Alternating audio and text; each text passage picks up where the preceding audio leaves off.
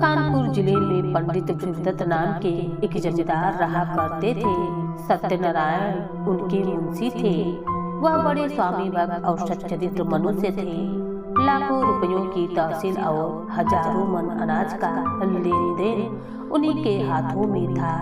पर कभी उनकी नीयत डमाडोल न होती।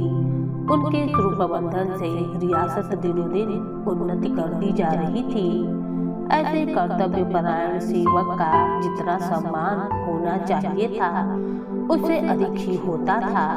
सुख दुख के प्रत्येक अवसर पर पंडित जी उनके साथ बड़ी ही उदारता से पेश आते थे। धीरे धीरे मुंशी जी ने विश्वास इतना बढ़ा दिया कि पंडित जी ने हिसाब किताब करना छोड़ दिया। संभव है इनसे आजीवन इसी तरह निभ जाती, परंतु भावी प्रबल है। प्रयाग में कुंभ लगा तो पंडित जी भी स्नान करने गए।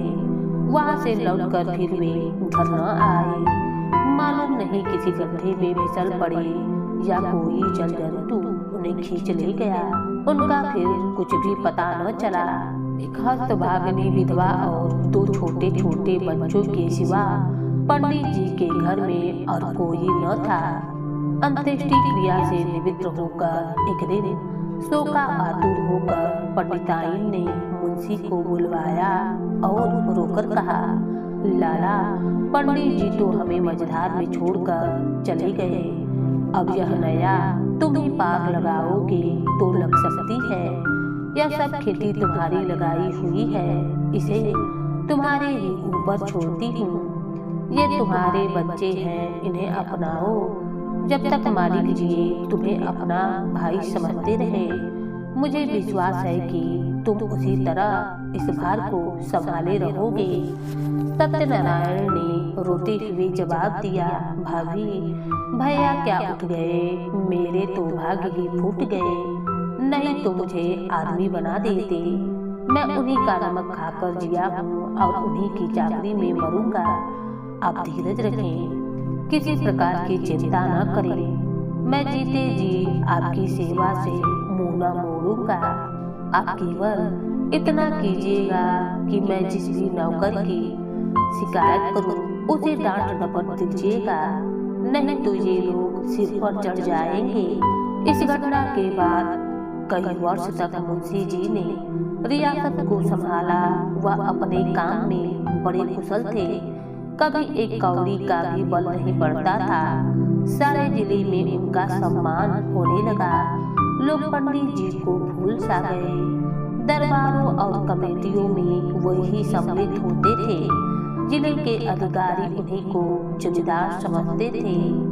अन्य रईसों में उनका आदर होता था, परंतु मान वृद्धि की महंगी वस्तु है और भानु कुमारी अन्य स्त्रियों के सदस्य पैसे को खूब पकड़ती थी। वह मनुष्यों की मनोवृत्ति से परिचित न थी। पंडित जी हमेशा लाला जी को इनाम इकराम देते रहते थे। वे नहीं जानते थे। वे जानते थे कि ज्ञान के बाद ईमान का दूसरा स्तंभ अपनी सुंदरता है। इसके सिवा वे खुद भी कभी कागजों की जांच कर लिया करते थे। भानु कुमारी इन बातों को जानती न थी। अतएव ऐसे अवसर तथा धनाभाव जैसे प्रबल शत्रुओं के पंजे में पड़कर मुंशी जी का ईमान कैसे बेदाग बचता। कानपुर शहर से मिला हुआ ठीक गंगा के किनारे एक बहुत आजाद और उपजाऊ गांव था। पंडित जी इस गांव को लेकर नदी किनारे पक्का घाट, मंदिर, बाग मकान आदि बनवाना चाहते थे, पर उनकी यह कामना सफल न हो सकी। संयोग से अब यह गांव बिकने लगा। उनके जमींदार एक ठाकुर साहब थे। किसी फौजदारी के मामले में फंसे हुए थे। मुकदमा लड़ने के लिए रुपए की चाह थी। मुंशी जी ने कचहरी में यह समाचार सुना तो चटपट मोल तोल हुआ। दोनों तरफ गरज थी। सौदा पटने में देर न लगी। बैनामा लिखा गया, रजिस्ट्री हुई। रुपए मौजूद न थे, पर शहर में साख थी। एक महाजन के यहाँ से 30,000 रुपए मंगवाए गए। और ठाकुर साहब को नजर किए गए। हाँ, कामकाज की आसानी के ख्याल से यह सब लिखा पढ़ी मुंशी जी ने अपने ही नाम पर कर ली, क्योंकि मालिक के लड़के अभी नाबालिग थे। उनके नाम से लेने में बहुत झंझट होती और विलम्ब होने से शिकार हाथ से निकल जाता। मुंशी जी बैनामा लिए असीम आनंद में मगन भानु कुमारी के पास पहुँचे और शुभ समाचार सुनाया। भानु कुमारी ने सजल नेत्रों से उनको धन्यवाद दिया। पंडित जी के नाम पर मंदिर और घाट बनवाने का इरादा पक्का हो गया। मुंशी जी दूसरे ही दिन उस गांव में आए। आसामी नजराने लेकर नए स्वामी के स्वागत को हाजिर हुए। शहर के रईसों की दावत हुई, खूब सैर सपाटे हुए। यद्यपि इस गांव को अपने नाम से लेते समय मुंशी जी के मन में कपट का भाव न था, तथापि 2-4 दिन में ही उनका अंकुर जम गया और धीरे धीरे बढ़ने लगा। मुंशी जी इस गांव के आय व्यय का हिसाब अलग रखते थे और अपने स्वामी को उसका ब्यौरा समझाने की जरूरत न समझते थे। भानु कुमारी इन बातों में दखल देना उचित न समझती थी, पर दूसरे करिंदों से बातें सुन सुनकर उसे शंका होती थी कि कहीं मुंशी जी दगा तो न देंगे। अपने मन का भाव हम मुंशी से छिपाती थी, इस ख्याल से कि कहीं कर्मचारियों ने इन्हें हानि पहुंचाने के लिए यह षड्यंत्र न रचा हो। इसी तरह कई साल गुजर गए। अब उस कपट के अंकुर ने वृक्ष का रूप धारण कर लिया। भानु कुमारी को मुंशी जी के उस मार्ग के लक्षण दिखलाई देने लगे। उधर मुंशी जी के मन ने कानून से नीति पर विजय पाई। उन्होंने अपने मन में फैसला किया कि अब गांव मेरा है। हाँ, मैं भानु कुमारी का 30,000 का ऋणी अवश्य हूँ। वे बहुत करेंगी तो अपने रुपए लेंगी और कर ही क्या सकती हैं, मगर दोनों तरफ यह आग अंदर ही अंदर सुलगती रही। मुंशी जी अस्त्रसज्जित होकर आक्रमण के इंतजार में थे और भानु कुमारी इसके लिए अवसर ढूंढ रही थी। एक दिन उसने साहस करके हम मुंशी जी को अंदर बुलवाया और कहा, लाला जी, बरगदा के मंदिर का काम कब से लगवाइएगा? उसे लिए 8 साल हो गए हैं। अब काम लग जाए तो अच्छा हो। जिंदगी का कौन ठौर ठिकाना है, जो काम करना है उसे कर ही डालना चाहिए। इस ढंग से इस विषय को उठाकर भानु कुमारी ने अपनी चतुराई का अच्छा परिचय दिया। मुंशी जी भी दिल में इसके कायल हो गए। जरा सोचकर बोले, इरादा तो मेरा भी कई बार हुआ, पर मौके की जमीन नहीं मिलती। गंगा तट की जमीन आसामियों की जोत में है और वे किसी तरह छोड़ने पर राजी नहीं है। भानु कुमारी ने कहा, यह बात तो आज मुझे मालूम हुई। 8 साल हुए इस गांव के विषय में आपने कभी बोलकर भी तो हिसाब किताब न दी, न इसकी चर्चा की। मालूम नहीं कितनी तहसील है, क्या मुनाफा है, कैसा गांव है, कुछ सीख होती है या नहीं। जो कुछ करते हैं आप ही करते हैं और करेंगे, पर मुझे भी तो मालूम होना चाहिए। मुंशी जी संभल उठे। उन्हें मालूम हो गया कि इस चतुर स्त्री से बाजी ले जाना मुश्किल है। गांव लेना ही है तो अब क्या डर?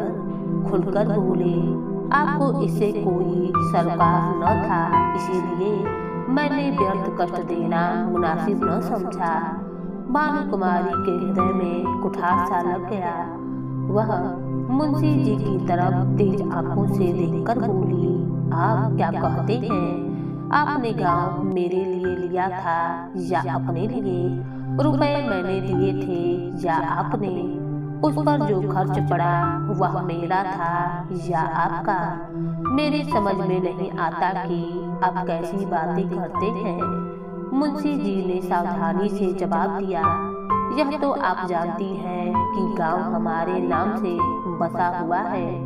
रुपया जरूर आपका लगा, पर मैं उसका देनदार हूँ। रहा तहसील वसूली का खर्च, यह सब मैंने अपने पास से दिया है।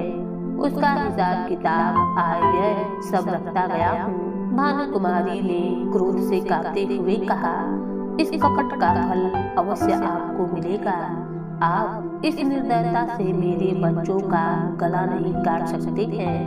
मुझे नहीं मालूम था कि आपने हृदय में छुरी छिपा रखी है, नहीं तो यह नौबत ही क्यों आती। खैर, अब से मेरी रोकड़ और वही खाते, आप कुछ न छुएं। मेरा जो कुछ होगा ले लूंगी। जाइए, एकांत में बैठकर सोचिए। पाप से किसी का भला नहीं होता। तुम समझते होगे कि बालक अनाथ है, उनकी संपत्ति हजम कर लूंगा। इस भूल में न रहना। मैं तुम्हारे घर की ईंट तक बिकवा लूंगी। यह पाकर भानुकुमारी अंदर जाकर रोने लगी। लाला साहब को कोई जवाब न सूझा।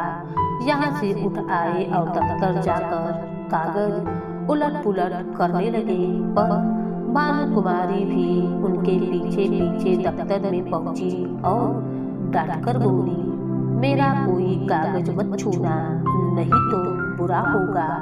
तुम विषैले सांप हो, मैं तुम्हारा मुंह नहीं देखना चाहती हूँ। मुंशी जी कागजों में कुछ काट छाट करना चाहते थे, पर विवश हो गए। खजाने की कुंजी निकाल कर फेंक दी, वही खाते पटक दिए। किवाड़ धड़ाके से बंद किए और हवा की तरह सन से निकल गए। दूसरे कर्मचारियों ने यह कैफियत सुनी तो फूले न समाये। मुंशी जी के सामने उनकी दाल न गलने पाती थी।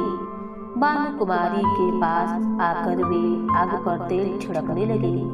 सब लोग इस विषय में सहमत थे कि मुंशी सत्यनारायण ने विश्वासघात किया है। मालिक का नमक उनकी हड्डियों से फूट फूट कर निकलेगा। दोनों तरफ मुकदमेबाजी की तैयारियां होने लगी। एक तरफ न्याय का शरीर था तो दूसरी तरफ न्याय की आत्मा थी। भानुकुमारी ने दूसरे कर्मचारी लाला छक्कन लाल से पूछा, हमारा वकील कौन है? छक्कन लाल ने इधर उधर झांककर कहा, वकील तो सेठ जी हैं, पर सत्यनारायण ने उन्हें पहले ही गांठ रखा होगा। इस मुकदमे के लिए बड़े होशियार वकील की जरूरत है। मेहरा बाबू की आजकल खूब चल रही है। हकीम की कलम पकड़ लेते हैं, बोलते हैं तो जैसे मोटर कार छूट जाती है। सरकार और क्या कहे, उनके सामने कई वकील जबान तो खोल ही नहीं सकते हैं। सरकार कहे तो वही कर लिए जाए। भानुकुमारी ने कहा, नहीं, पहले सेठ जी से पूछ लिया जाए, उसके बाद देखा जाएगा। आप जाइए, उन्हें बुला लाइए। छक्कन लाल अपनी तकदीर को ठोकते हुए सेठ जी के पास गए। सेठ जी पंडित भृगुदत्त के जीवन काल से ही उनका कानूनी संबंधी सब काम किया करते थे। मुकदमे का हाल सुना तो सन्नाटे में आ गए। सत्यनारायण को यह बड़ा नेक नियत आदमी समझते थे। उनके पतन से बड़ा खेद हुआ। उसी वक्त आए।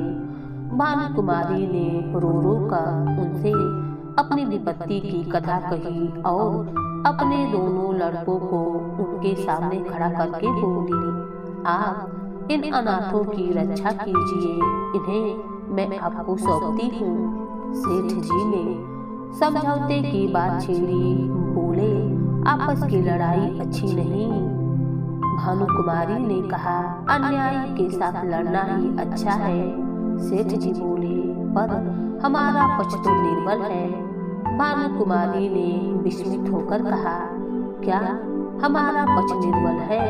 दुनिया जानती है कि गांव हमारा है, उसे हमसे कौन ले सकता है? नहीं, मैं सुलह कभी न करूंगी। आप कागजों को देखें, मेरे बच्चों की खातिर यह कष्ट उठावे। आपका परिश्रम निष्फल न जाएगा। सत्यनारायण की नीयत पहले खराब न थी। देखिए, जिस मिति में गांव लिया है उस मिति में 30,000 का क्या खर्च दिखाया गया है। अगर उसने अपने नाम उधार लिया हो तो देखिए वार्षिक सूद चुकाया गया है या नहीं। ऐसे नरपिशाच से मैं कभी सुलह न करूंगी। सेठ जी ने समझ लिया कि इस समय समझाने बुझाने से कुछ काम न चलेगा। कागजात देखे, अभियोग चलाने की तैयारियां होने लगी। मुंशी सत्यनारायण लाल खिसियाए हुए मकान पहुंचे। लड़के ने मिठाई मांगी, उसे पीट दिया। स्त्री पर इसलिए बरस पड़े कि उसने क्यों लड़कों को उनके पास जाने दिया। अपनी वृद्धा माता को डांटकर कहा, तुमसे इतना भी नहीं हो सकता कि जरा लड़के को बहलाओ। एक तो मैं दिन भर का थका मांदा घर आऊं और फिर लड़के को खिलाऊं। मुझे दुनिया में और कोई काम धंधा है कि नहीं। इस तरह घर में बवाल मचा कर बाहर चले आए और सोचने लगे, मुझसे बड़ी भूल हुई। मैं कैसा मूर्ख हूँ और इतने दिन तक सारे कागज पत्र अपने हाथ में रखे थे। चाहता तो कर सकता था पर हाथ पर हाथ धरे बैठे रहा। आज सिर पर आ पड़ी तो सूझी। मैं चाहता तो वही खाते सब नए बना सकता था जिसमें इस गांव का और रुपयों का जिक्र ही न होता। पर मेरी मूर्खता के कारण घर में आई हुई लक्ष्मी रूठ जाती है। मुझे क्या मालूम था कि वह चुड़ैल मुझसे इस तरह पेश आवेगी, कागजों में हाथ तक न लगाने देगी। इसी उधेड़-बुन में मुंशी जी एकाएक उछल पड़े। एक उपाय सूझ गया, क्यों न कार्यकर्ताओं को मिला दूं। यद्यपि मेरी शक्ति के कारण वे सब मुझसे नाराज थे और इसी समय सीधे बात भी न करेंगे, तथापि उनमें ऐसा कोई भी नहीं है जो प्रलोभन से मुट्ठी में न आ जाए। हाँ, इसमें रुपए पानी की तरह बहाना पड़ेगा, पर इतना रुपया आवेगा कहाँ से। हाय दुर्भाग्य, 2-4 दिन पहले चेत गया होता तो कोई कठिनाई न पड़ती। क्या जानता था कि वह डायन इस तरह वज्र प्रहार करेगी। बस अब एक ही उपाय है, किसी तरह कागजात गुम कर दूं। बड़ी जोखिम का काम है पर करना ही पड़ेगा। मुंशी सत्यनारायण सा विचारशील मनुष्य इस समय इस फिक्र में था कि कैसे सेंध लगा पाऊं। मुंशी जी ने सोचा, क्या सेंध लगाना आसान है। बहुत सोचते विचारने पर भी मुंशी जी को अपने ऊपर ऐसा दुस्साहस कर सकने का विश्वास न हो सका। फिर सोचे, क्यों न दफ्तर में आग लगा दूं। एक बोतल मिट्टी का तेल और एक दिया सलाई की जरूरत है। एक किसी बदमाश को मिला दूं, मगर यह क्या मालूम कि वही उसी कमरे में रखी है या कहीं और। चुड़ैल ने उसे जरूर अपने पास रख लिया होगा। बहुत देर तक मुंशी जी इसी बात को सोचते रहे। नए नए मंसूबे सोचते थे पर फिर अपने ही तर्कों से काट देते थे। सोच रहे थे किसी तरह कागजातों को अपने हिस्से में लाना चाहिए। काम कठिन है माना, पर हिम्मत न थी तो रात क्यों मोल ली। यही सब सोच विचार करते हुए रात के 10 बज गए।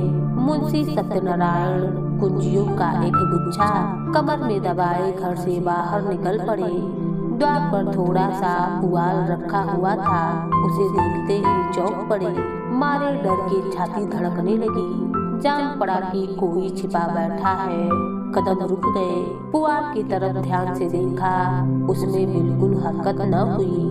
तब हिम्मत बंधी, आगे बढ़े और मन को समझाने लगे, मैं कैसा बेखौफ हूँ। अपने द्वार पर किसका डर और सड़क पर भी मुझे किसका डर है। अकस्मात उन्होंने भानुकुमारी के एक चपरासी को आते हुए देखा। कलेजा धड़क उठा। लपक कर एक अंधेरी गली में घुस पड़े। बड़ी देर तक वहाँ खड़े रहे। जब वह सिपाही आंखों से ओझल हो गया तो फिर सड़क पर लौट आए। अधिकतर दुकानें बंद हो चुकी थी। उनमें सांड और गायें बैठी हुई जुगाली कर रही थी। केवल हलवाइयों की दुकानें खुली हुई थी। सब हलवाई मुंशी जी को पहचानते थे, अतएव मुंशी जी ने सिर झुका दिया। कुछ चाल बदली और लपकते हुए चल पड़े। एकाएक उन्हें एक बग्घी आती हुई दिखाई दी। यह सेठ बल्लभ दास सब वकील की बग्घी थी। इसमें बैठकर हजारों बार सेठ जी के साथ कचहरी गए थे, परंतु आज यह बग्घी कालदेव के समान भयंकर मालूम हुई। फौरन एक खाली दुकान पर चढ़ गए, वहां विश्राम करने लगे। कुछ देर के बाद बग्घी चली गई तो वह आगे निकले। एक फरलांग आगे चलकर मुंशी जी को एक गली मिली। वह भानु कुमारी के घर का एक रास्ता था। धुंधली सी लालटेन जल रही थी। जैसा मुंशी जी ने अनुमान किया था, पहरेदार का पता न था। मुंशी जी दबे पांव लालटेन के पास गए और जिस तरह बिल्ली चूहे पर झपटती है उसी तरह उन्होंने झपट कर लालटेन को बुझा दिया। हृदय कुछ मजबूत हुआ। दफ्तर के बरामदे में पहुंचे और खूब कान लगाकर आहट ली।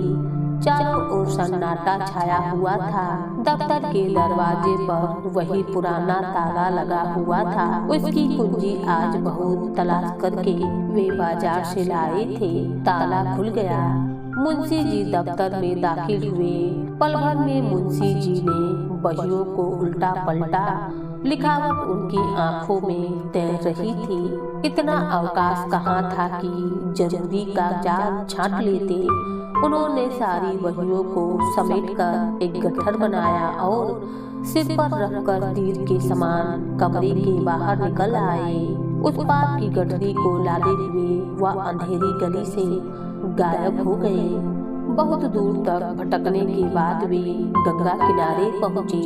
मुंशी जी ने अपना गट्ठर उतारा और चादर से खूब मजबूत बांधकर बलपूर्वक नदी में फेंक दिया और घर लौट आए। और सुबह सुबह मुंशी जी ने माँ के पास जाकर कहा, अम्मा अब क्या होगा? भानु कुमारी ने मुझे जवाब दे दिया है।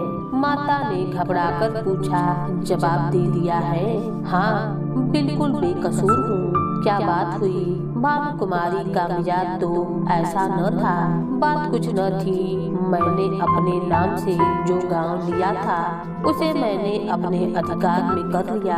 कल मुझसे और उनसे साफ साफ बातें हुई। मैंने कह दिया था कि गांव मेरा है, मैंने अपने नाम से लिया है, उसमें तुम्हारा कोई हर्जाना नहीं है। बस बिगड़ गई। जो मुंह में आया बकती रही। उसी वक्त मुझे निकाल दिया और धक्का देकर कहा, मैं तुमसे लड़कर अपना गांव ले लूंगी। अब आज ही उनकी तरफ से मेरे ऊपर मुकदमा दायर होगा। मगर इससे होता क्या है?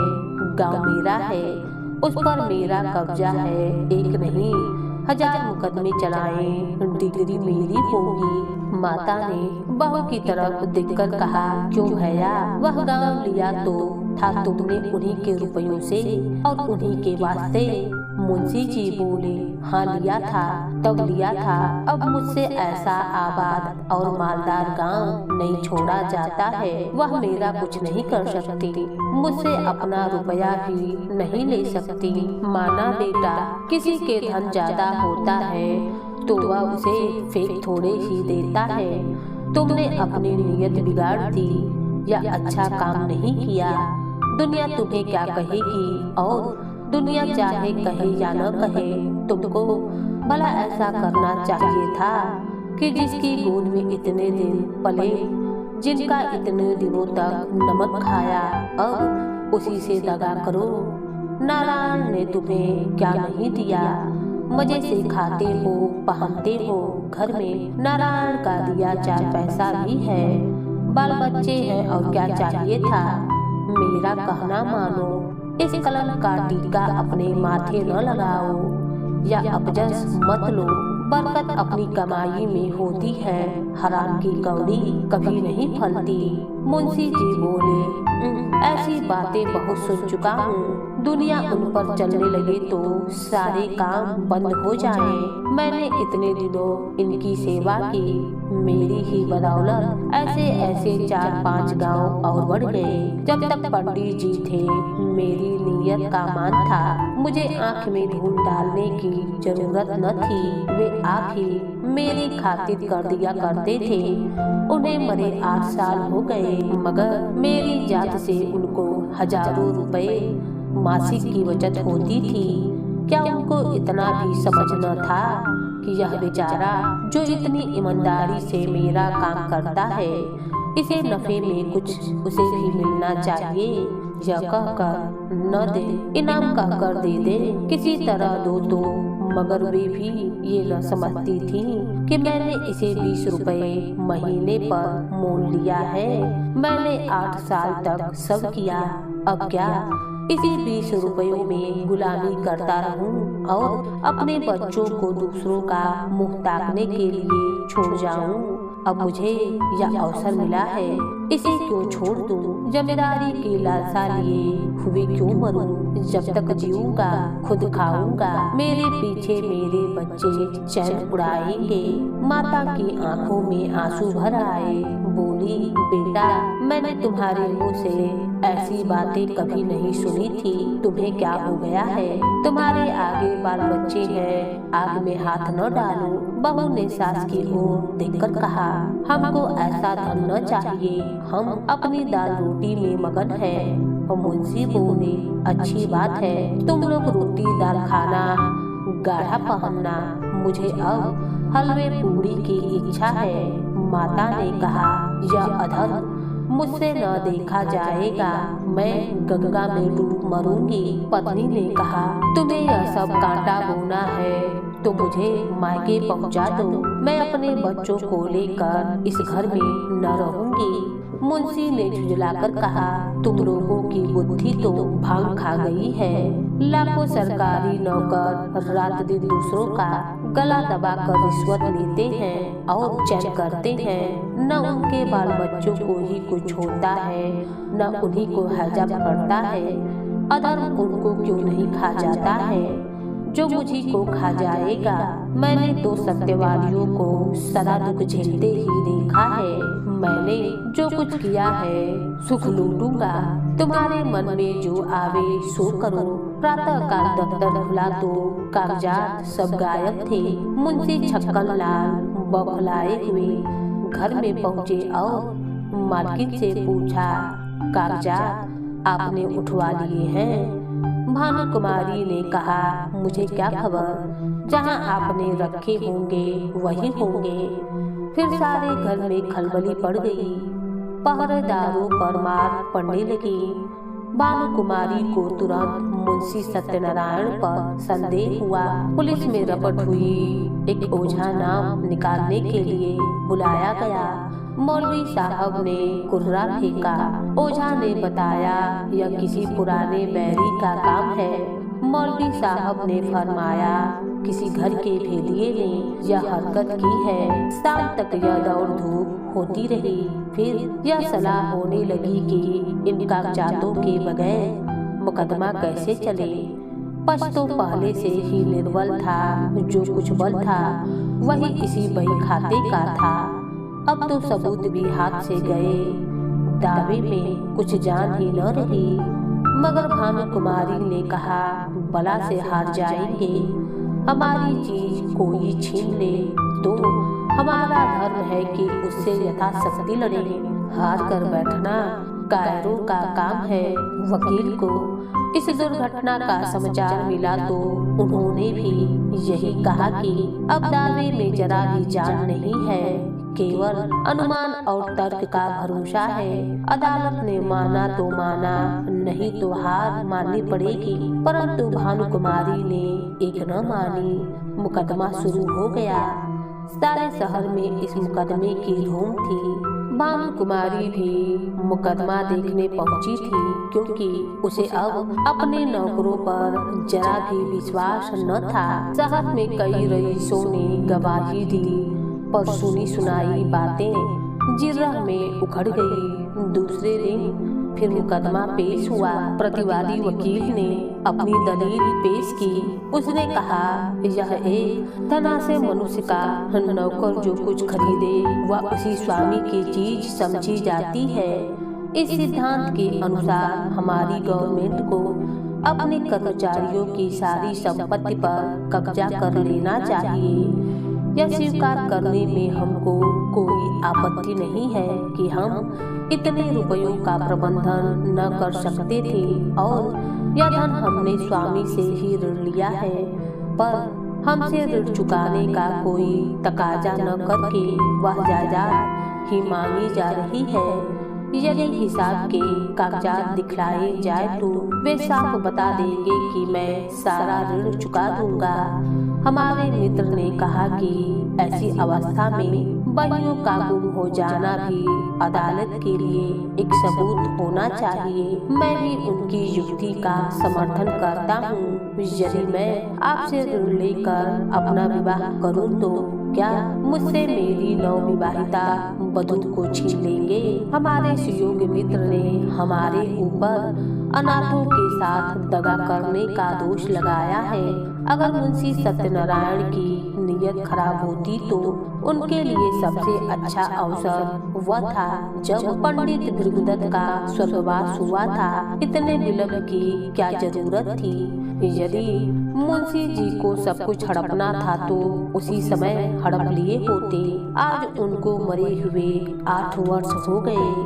मुंशी सत्यनारायण ने नमक का जो कुछ हक था अदा कर दिया। आज उन्हें अपनी साधुता का जो फल मिल रहा है वह बहुत ही दुखजनक और हृदय विदारक है। इसमें भानु कुमारी का दोष नहीं है। वे एक गुण संपन्न महिला है, मगर अपनी जाति के अवगुण उनमें भी विद्यमान है। उसने अपनी बातों में नमक मिर्च लगाकर पेश की। यही कारण था कि मुंशी जी के मृदुभाषी महात्मों को उन पर आपेच करने का मौका न मिला। भानु कुमारी वहाँ उपस्थित थी। वे क्या कहती कि इस 8 वर्षों की मुद्दत में कभी इस गांव का जिक्र उनके सामने नहीं आया। कभी उसके हानि लाभ आय व्यय लेन देन की चर्चा उनसे नहीं की गई। इसके बाद बहुत से गवाह पेश हुए, जिनमें अधिकांश आसपास के देहातों के जमींदार थे। उन्होंने बयान किया कि हमने मुंशी सत्यनारायण आसामियों को अपनी दस्तखती रसीदें और अपने नाम से खजाने में रुपए दाखिल करते देखा है। इतने में संध्या हो गई। अदालत ने 1 सप्ताह में फैसला सुनाने का हुक्म दिया। सत्यनारायण को अब अपनी जीत में कोई संदेह न था। अब वे सोचते थे कि उनकी गिनती जमींदारों में होगी, पर किसी न किसी कारण से अब शहर के गणमान्य पुरुषों से आंख मिलाते शर्माते थे। उन्हें देखते ही उनका सिर नीचा हो जाता था। बूढ़ी माता ने 3 दिन से मुंह में पानी नहीं डाला। स्त्री बार बार हाथ जोड़कर कहती थी कि अपने प्यारे बालकों पर दया करो। बुरे काम का फल कभी अच्छा नहीं होता। नहीं तो पहले मुझी को विष खिला दो। जिस दिन फैसला सुनाया जाने वाला था, प्रातःकाल एक सब्जी बेचने वाली सब्जी लेकर आई और मुंशियाइन से बोली, बहू जी, हमने बाजार में एक बात सुनी है, बुरा न मानो तो कहूँ। जिसको देखो उसके मुंह से यही बात निकलती है कि लाल बाबू ने जालसाजी से पंडिताइन का कोई हल्का ले लिया है। हमें तो इस पर यकीन नहीं आता। लाला बाबू ने न संभाला होता तो अब तक पंडिताइन का कहीं पता न लगता। एक अमूल जमीन न बचती। इन्हीं में एक सरदार था कि सबको संभाल लिया, तो क्या अब उन्हीं के साथ बदी करेंगे? अरे बहू, कोई कुछ साथ लाया है कि ले जाएगा। यही नेक बदी रह जाती है। बुरे का फल बुरा होता है। आदमी न देखे पर अल्लाह सब कुछ देखता है। बहू जी पर घड़ों पानी पड़ गया। जी चाहता था कि धरती फट जाती तो उसमें समा जाती। निंदा अपमान उनसे सहन नहीं हो सका। सिर झुकाए हुए बोली, बुआ मैं इन बातों को क्या जानूं, मैंने तो आज ही तुम्हारे मुंह से सुनी है। मुंशी सत्यनारायण अपने कमरे में लेटे हुए थे, कुछ दिन की बातें सुन रहे थे। उसके चले जाने के बाद आकर स्त्री से पूछने लगे, यह शैतान की खाला क्या कह रही थी। स्त्री ने पति की ओर से मुंह फेर लिया और जमीन की ओर देखते हुए बोली, क्या तुमने नहीं सुना, तुम्हारा गुणगान कर रही थी। तुम्हारे पीछे देखो किस किस के मुंह से ये बातें सुननी पड़ती हैं और किस किस से मुंह छिपाना पड़ता है। मुंशी जी अपने कमरे में लौट आए। स्त्री को कुछ उत्तर नहीं दिया। आत्मा लज्जा से परात हो गई। वह सोचने लगे कि अब मुझे धन संपत्ति मिल जाएगी, ऐश्वर्य हो जाएगा, परंतु निंदा से मेरा पीछा न छूटेगा। अदालत का फैसला मुझे लोक निंदा से न बचा सकेगा। ऐश्वर्य का फल क्या है, मान और मर्यादा। उससे हाथ धो बैठा तो ऐश्वर्य को लेकर क्या करूँगा। चित्त की शक्ति खोकर, लोक लज्जा सहकर, जन समुदाय में नीच बनकर और अपने घर में कलंक का बीज बोकर यह संपत्ति मेरे किस काम आवेगी।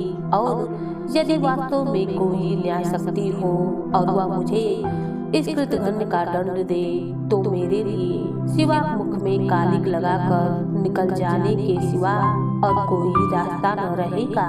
मगर दुष्टों की विपत्ति ईश्वर के न्याय को सिद्ध करती है।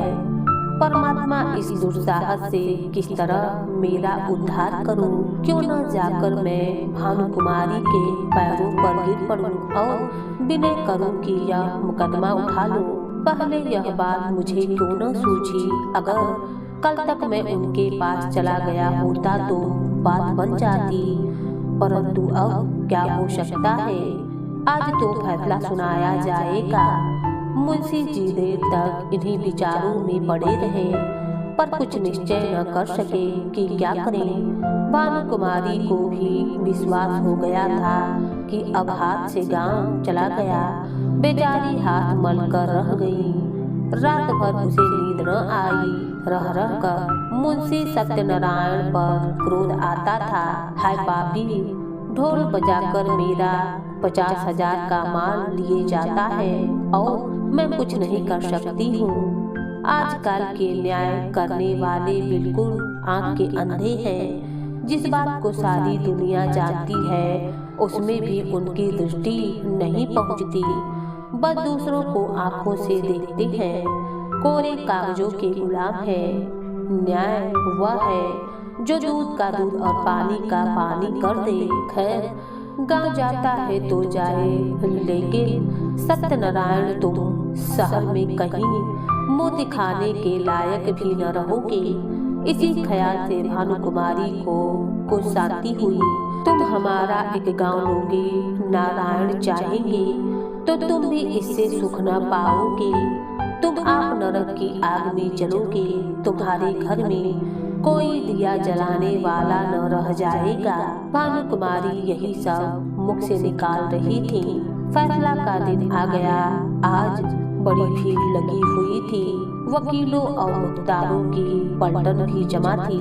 नियत समय पर जज साहब ने तहकीकात शुरू की। न्याय भवन में सन्नाटा छाया हुआ था। जज ने फैसला सुनाया। मुद्दई का दावा खारिज है। दोनों पक्ष अपना अपना खर्च सह ले। यद्यपि फैसला लोगों के अनुमान के अनुसार ही था, तथापि जज के मुख से उसे सुनकर लोगों में हलचल सी मच गई। उदासीन भाव से फैसले पर आलोचनाएं करते हुए लोग धीरे धीरे कमरे से निकलने लगे। एकाएक भानुकुमारी आकर खड़ी हुई। सब लोग कौतूहल पूर्वक भानुकुमारी की तरफ देखने लगे। भानुकुमारी ने कंपित स्वर में जज से कहा, सरकार, यदि हुक्म दे तो मैं मुंशी जी से कुछ पूछूं। यद्यपि यह बात नियम के विरुद्ध थी। जज ने दयापूर्वक आज्ञा दे दी। तब भानुकुमारी ने सत्यनारायण की तरफ देखकर कहा, लाला जी, सरकार ने तुम्हारी डिग्री तो कर दी है, गांव तुम्हें मुबारक रहे, मगर ईमान आदमी का सब कुछ होता है। ईमान से कह दो गांव किसका है। हजारों आदमी यह प्रश्न सुनकर कौतूहल से सत्यनारायण की तरफ देखने लगे। मुंशी जी विचार सागर में डूब गए। हृदय में संकल्प और विकल्प में घोर संग्राम होने लगा।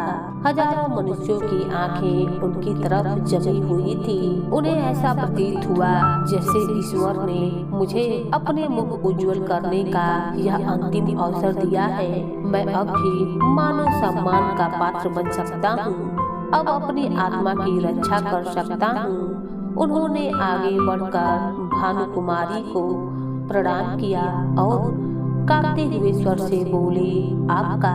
हजारों मनुष्य के मुंह से एक गगन स्पर्शी ध्वनि निकली, सत्य की जय हो। जज ने खड़े होकर कहा, यह कानून का न्याय नहीं, ईश्वरीय न्याय है। इसे कथा न समझिएगा, यह सच्ची घटना है। भानुकुमारी और सत्यनारायण अब भी जीवित हैं। मुंशी जी के इस नैतिक साहस पर लोग मुग्ध हो गए।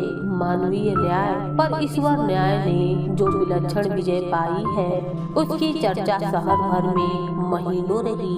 भानुकुमारी मुंशी जी के घर गई, उन्हें मनाकर ले आई, फिर अपना सारा कारोबार उन्हें सौंपा और कुछ दिनों उपरांत यह गांव उन्हीं के नाम कर दिया। मुंशी जी ने भी उसे अपने अधिकार में रखना उचित न समझा, उन्हें वापस कर दिया। अब इसकी आमदनी दीन दुखियों और विद्यार्थियों की सहायता में खर्च किया जाता है। भानुकुमारी यथासंभव उन्हें कुछ इनाम और इकराम दे दिया करती हैं। अब भानुकुमारी भी प्रसन्न है और मुंशी सत्यनारायण भी अपने परिवार के साथ बहुत प्रसन्न है। अब उनका मन अंदर से निष्फल पाप से रहित है।